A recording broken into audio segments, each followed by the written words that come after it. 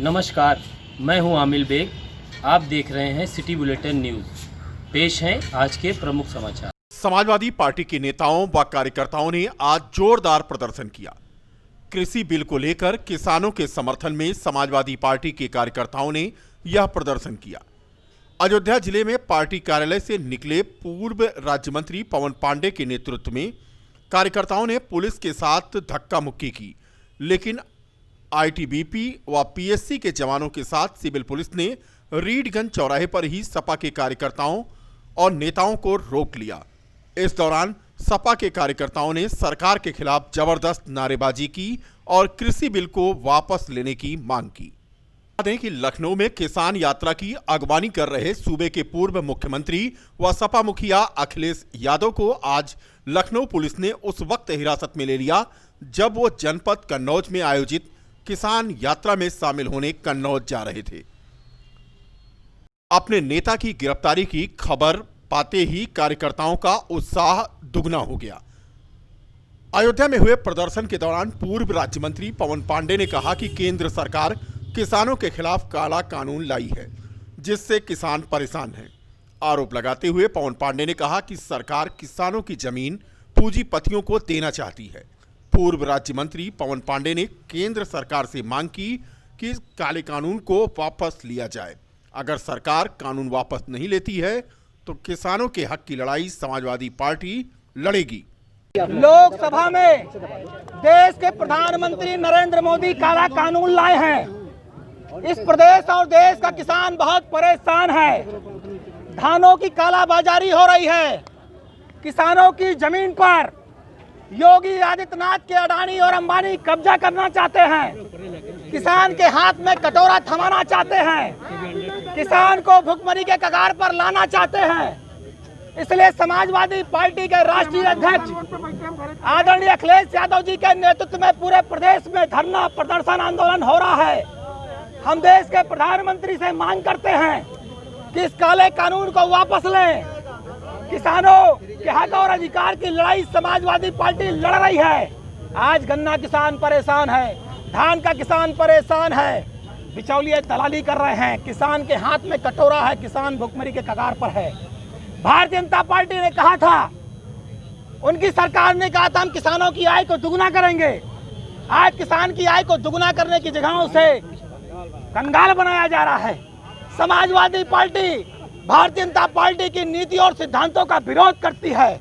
हम भारतीय जनता पार्टी के काले कानून का विरोध करते हैं। पूर्व राज्य मंत्री तेज नारायण पांडे पवन ने रीडगंज चौराहे पर धरना स्थल पर आए प्रशासनिक अफसरों को एक ज्ञापन भी सौंपा। इस दौरान महानगर अध्यक्ष श्याम कृष्ण श्रीवास्तव, महासचिव हामिद जाफर मीसम और विधानसभा अध्यक्ष शिवबरन यादव, प्रवक्ता बलराम यादव, मनोज जायसवाल, पप्पू हलीम, अमृत राजपाल, शंभुनाथ सिंह दीपू, जाकिर हुसैन पासा, सरोज यादव आदि मौजूद थे। गोसाईगंज के पूर्व सपा विधायक अभय सिंह के नेतृत्व में तारुण मुख्यालय पर भी जोरदार प्रदर्शन हुआ और केंद्र सरकार पर अभय सिंह ने जमकर हमला बोला। इस दौरान सपाइयों ने किसान आंदोलन का पूर्ण समर्थन करते हुए 5 दिन तक सांकेतिक यात्रा निकालकर विरोध प्रदर्शन करने का निर्णय लिया। गोसाईगंज के पूर्व विधायक अभय सिंह ने बताया कि गोसाईगंज विधानसभा क्षेत्र के विभिन्न बाजारों में इसी तरह का प्रदर्शन करके विरोध दर्ज कराया जाएगा। उन्होंने केंद्र सरकार पर किसानों पर जबरन बिल ठोकने का भी आरोप मढ़ा। वहीं बीकापुर मुख्यालय पर भी सपा की नेत्री रोली यादव के नेतृत्व में भारी संख्या में सपाइयों ने पैदल मार्च निकालते हुए अपना विरोध दर्ज कराया। आदरणीय श्री अखिलेश यादव जी के निर्देश पर आज समाजवादी पार्टी गोसाईगंज यूनिट के द्वारा पदयात्रा निकाली गई, जिसमें हमारे विधानसभा अध्यक्ष सियाराम निषाद जी, त्रिभुवन प्रजापति जी, के सिंह जी, ब्लॉक प्रमुख पप्पू सिंह जी, आज सब लोग सारे नेता उपस्थित रहे। ये जो पदयात्रा निकाली गई है, ये जिस तरीके से केंद्र की सरकार ने एमएसपी तय करने के अधिकार पे, एपीएसपी तय करने के अधिकार पे और आने वाले समय में किसानों को जो बिजली सब्सिडी जाती है सब खत्म करने के लिए जो कानून बनाए जा रहे हैं, उसके विरोध में निकाली गई है। जिस तरीके से आज किसान वहां पर बैठ करके दिल्ली में धरने बैठा है, उसके साथ लाठी चल रही है, गोली चल रही है, उसकी बातों को नहीं माना जा रहा है, उनको डराया जा रहा है, धमकाया जा रहा है, उसके समर्थन में समाजवादी पार्टी पूरे तरीके से उत्तर प्रदेश में सड़कों पर उतर चुकी है। और जब तक किसानों को न्याय नहीं मिलेगा तब तक समाजवादी पार्टी लगातार ये आंदोलन चलाती रहेगी। गांव-गांव हम लोग जाएंगे, पद यात्रा निकालेंगे, ट्रैक्टर यात्रा निकालेंगे, साइकिल और मोटरसाइकिल यात्रा निकालेंगे और किसानों के पक्ष में लगातार हम लोग ये लड़ाई लड़ते रहेंगे। इसी संदर्भ में हम लोगों ने अपना कार्यक्रम भी आगे तैयार किया है, जिसमें 8 तारीख को अमसिन में रहेंगे, 9 तारीख को कोछा में रहेंगे, 10 तारीख को हैदरगंज में रहेंगे, 11 तारीख को मया में रहेंगे, 12 तारीख को चौरे बाजार में निकालेंगे, 13 को नमसा में रहेगा, 14 तारीख को दिलासीगंज रहेगा, 15 तारीख बिलासपुर में रहेगा, 16 तारीख को रामनगर चौराहे पर रहेगा, 17 तारीख को गोसाईगंज में निकलेगा, 18 तारीख को जाना बाजार में रहेगा, 19 तारीख को मोतीगंज में रहेगा, 20 तारीख महबूबगंज में रहेगा। उत्तर रेलवे प्रबंधक आशुतोष गंगल अयोध्या धाम पहुंचे। अयोध्या में राम जन्मभूमि और हनुमानगढ़ी में दर्शन पूजन किया। वहीं दर्शन करने के बाद अयोध्या में बन रहे अयोध्या धाम रेलवे स्टेशन का निरीक्षण भी उन्होंने किया। उन्होंने जिलाधिकारी अनुज झा और सांसद लल्लू सिंह और निर्माण कार्य करा रही राइट्स लिमिटेड कंपनी के साथ बैठक भी की। अयोध्या दौरे पर पहुंचे general manager Northern Railway Ashutosh Gangal ने मीडिया से मुखातिब होते हुए कहा कि फैजाबाद रेलवे स्टेशन की नई बिल्डिंग बनेगी। फैजाबाद रेलवे स्टेशन राम मंदिर मॉडल जैसा ही होगा और बदला जाएगा फैजाबाद रेलवे स्टेशन का स्वरूप। उन्होंने कहा कि फैजाबाद रेलवे स्टेशन का नाम कैंट होगा। राज्य सरकार प्रस्ताव भेज रही है। अयोध्या रेलवे स्टेशन राम मंदिर मॉडल के अनुसार बन रहा है। पहले फेज में 104 करोड़ रुपए की लागत का स्टेशन बन रहा है। अयोध्या से दिल्ली के लिए फैजाबाद दिल्ली एक्सप्रेस जल्द ही शुरू होने जा रही है। उन्होंने कहा कि रामघाट हाल्ट रेलवे स्टेशन को पूर्वोत्तर रेलवे से नॉर्दर्न रेलवे में लाने का प्रस्ताव भेजा जा रहा है। लोगों की जरूरतों को पूरा करने के लिए डिमांड पर सभी यात्री ट्रेनों को बढ़ाने पर विचार हो रहा है। आने वाले समय में अयोध्या को अन्य धार्मिक स्थलों से जोड़ने के लिए ट्रेनें चलाई जाएंगी। अयोध्या में एक रेलवे स्टेशन का निर्माण हो रहा है जो बहुत भव्य स्टेशन होगा और उसी निर्माण को देखने के लिए मेरा आज यहाँ पे आना हुआ है। मैं सभी जो संबंधित हमारे विभागाध्यक्ष हैं उनके साथ आया। साथ में यहाँ पे हमारे साथ डीएम साहब हैं, उनसे भी बातचीत हुई। जो हमारे काम करने के जो इश्यूज़ थे उनको हम लोगों ने बातचीत करी। आपस में राइट्स काम कर रहा है इस काम को और उनसे भी हमने बातचीत करी जिससे इस काम में गति पकड़ी जा सके और हम इसे जल्दी से जल्दी इसे पूरा कर सकें। सर ये स्टेशन का तो सर इसमें 104 करोड़ रुपए का है। इसमें स्टेशन का जो हमारा कंसेप्ट प्लान है वो तो वहाँ पे मौजूद है। इसमें हम लोगों ने ये यात्री सुविधाओं का विशेष ध्यान रखा है। जैसे ग्राउंड फ्लोर हो गया जिसमें जो पैसेंजर कम समय के लिए आ रहा है वो उस ग्राउंड फ्लोर से ही निकल जाएगा। जो थोड़े समय के लिए आ रहा है जिसके पास कुछ समय व्यतीत करने को उनके ठहरने की व्यवस्था है वो मेज़नीन फ्लोर पे है। और जो पैसेंजर जिनको ज़्यादा समय नहीं रहना है लेकिन बहुत कम समय भी नहीं रहना है, जो मान लीजिए 8-10 घंटे जिनके पास हैं, उनके लिए फर्स्ट फ्लोर पे सुविधाएं बहुत अच्छी हैं, उत्तम अच्छी सुविधाएं होंगी। आप लोगों ने कोई यदि आनंद विहार देखा हो तो काफ़ी हद तक उस पर आधारित है, लेकिन इसमें कुछ नए फीचर भी हैं और अच्छा स्टेशन होगा। और जब ये तैयार हो जाएगा तो आप लोगों को देखने का मौका मिलेगा। तब तक ये मॉडल यहाँ रखा हुआ है। परिषदीय प्राथमिक विद्यालय रुदौली प्रथम के बच्चों को निःशुल्क स्वेटर वितरण करते हुए मुख्य अतिथि विधायक रामचंद्र यादव ने आज कहा कि परिषदीय विद्यालयों में कार्यरत छात्र छात्राओं को उत्तर प्रदेश की योगी सरकार निःशुल्क स्वेटर, जूता, मोजा, पाठ्य पुस्तकें, 2 सेट, यूनिफॉर्म एवं अन्य सुविधाएं उपलब्ध करा रही है। विद्यालयों को कायाकल्प के अंतर्गत आच्छादित करके सभी संसाधनों को मुहैया कराया जा रहा है, जिससे बच्चे कॉन्वेंट स्कूलों को मात देते हुए अपनी प्रतिभा निखार सकें। सरकार का फोकस इसी दिशा में प्राथमिकता के आधार पर है। उन्होंने कहा कि नगर क्षेत्र के विद्यालयों में भी जो संसाधनों की आवश्यकता होगी वह पूरी की जाएगी। कार्यक्रम को संबोधित करते हुए जिला बेसिक शिक्षा अधिकारी संतोष कुमार देव पांडे ने अवगत कराया कि वर्तमान सत्र में कोरोना काल के बाद भी 20,000 बच्चों की परिषदीय विद्यालयों में गत वर्षों की अपेक्षा में बढ़ोतरी हुई है और यह संख्या पूरे जनपद में 2 लाख के ऊपर पहुंच गई है। बच्चों को ऑनलाइन शिक्षा विद्यालय बंद होने पर प्रदान की जा रही है। अन्य जो भी समस्याएं हैं वह कायाकल्प योजनाओं के अंतर्गत पूर्ण करा ली जाएंगी। यह सरकार की योजनाओं का क्रियान्वयन 100% परिषदीय विद्यालयों में सुनिश्चित कराया जाएगा। वहीं विशिष्ट अतिथि उप जिलाधिकारी रुदौली विपिन कुमार सिंह ने कहा कि भूमि अथवा अन्य समस्याओं से संबंधित जो भी प्रकरण विद्यालयों के लाए जाएंगे उनका निदान प्रशासन त्वरित गति से करेगा। कार्यक्रम का संचालन प्रवक्ता हिंदू इंटर कॉलेज रुदौली आशीष शर्मा ने किया।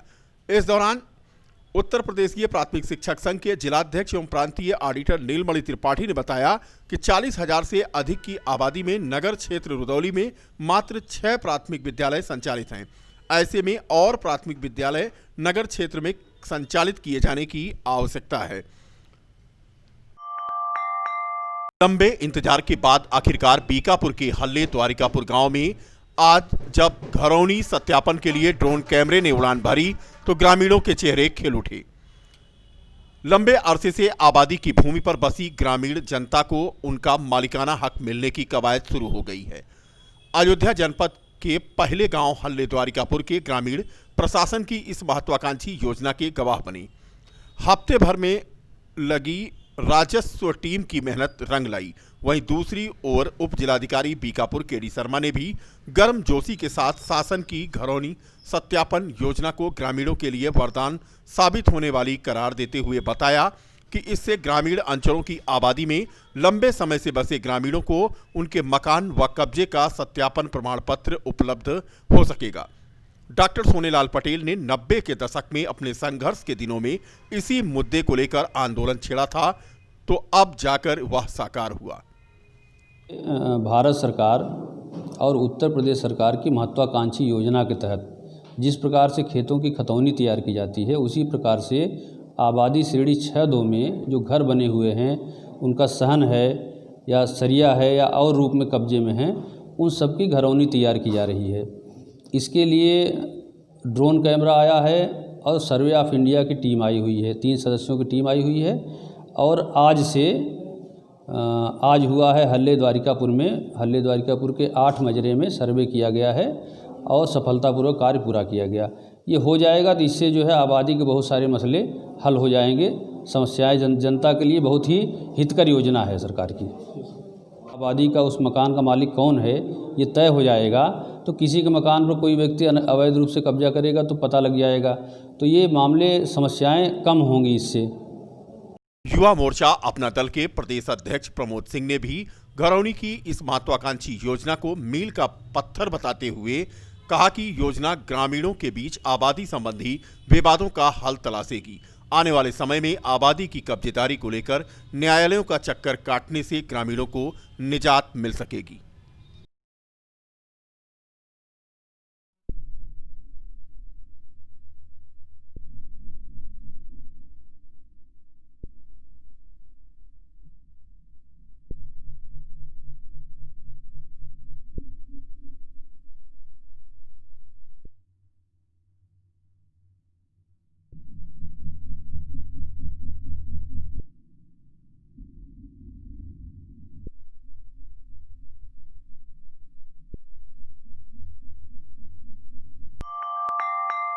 कृषि विरोधी बिल के खिलाफ दिल्ली आ रहे पंजाब व हरियाणा के किसानों को शांतिपूर्ण प्रदर्शन करने से रोका जा रहा है। किसानों पर लाठीचार्ज, आंसू गैस और पानी की बौछार की जा रही है। यह लोकतंत्र के खिलाफ है और इसी को लेकर प्रगतिशील समाजवादी पार्टी लोहिया ने आज गांधी पार्क में 1 दिवसीय धरना दिया और एक ज्ञापन जिलाधिकारी के माध्यम से प्रधानमंत्री को भेजा। इस दौरान ललित यादव जिलाध्यक्ष, महेंद्र यादव, अभिषेक यादव, धर्मेंद्र यादव, अनिल यादव, सोने यादव आदि मौजूद थे।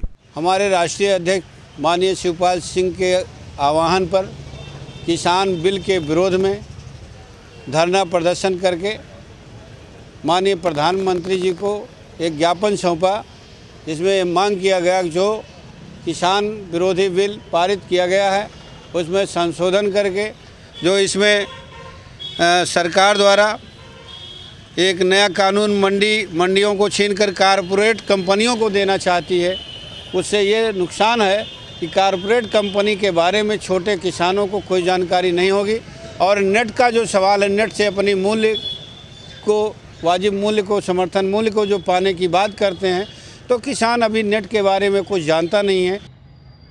आज के लिए बस इतना ही। कल फिर मिलेंगे इसी समय इसी चैनल पर। तब तक के लिए सुरक्षित रहें, अपना ख्याल रखें।